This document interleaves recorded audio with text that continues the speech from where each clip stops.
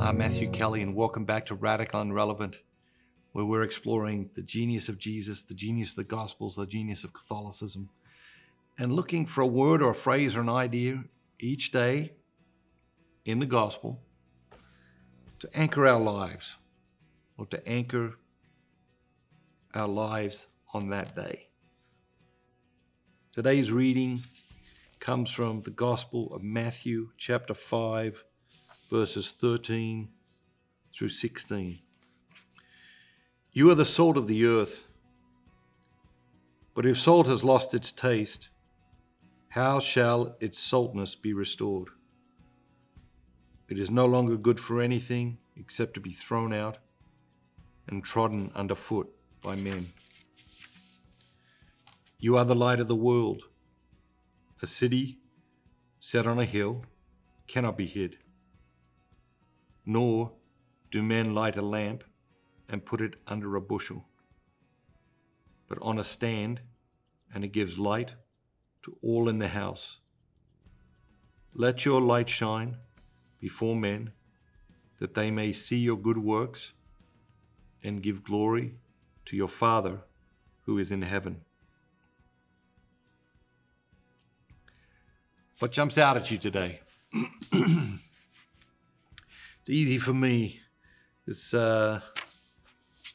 first part of the last verse was my high school motto.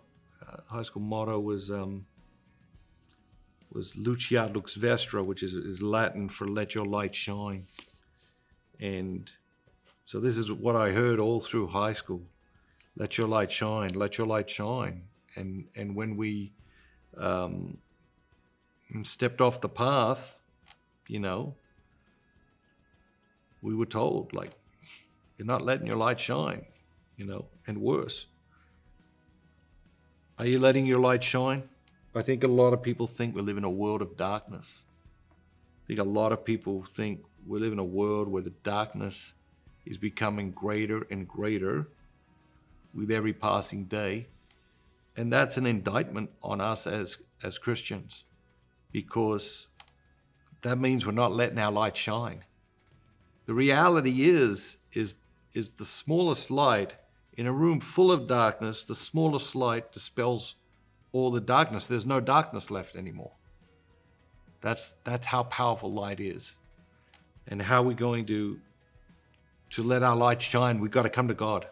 We've got to come to God in prayer. We've got to come to God in the sacraments. We've got to come to God in the scriptures. We've got to come to God, through the works of mercy, through loving our neighbors. We've got to come to God, and we've got to allow Him to fill us with His light so we can go out into the world and let our light shine.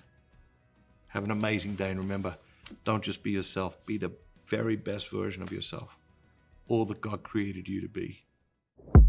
I was at dinner many years ago.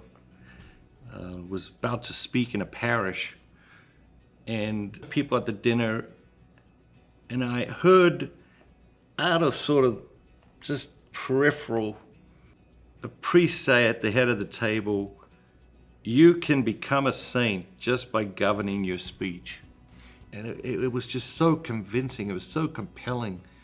I have wanted to write this book for at least 20 years, and it's The Forgotten Way, the St. James Master Plan.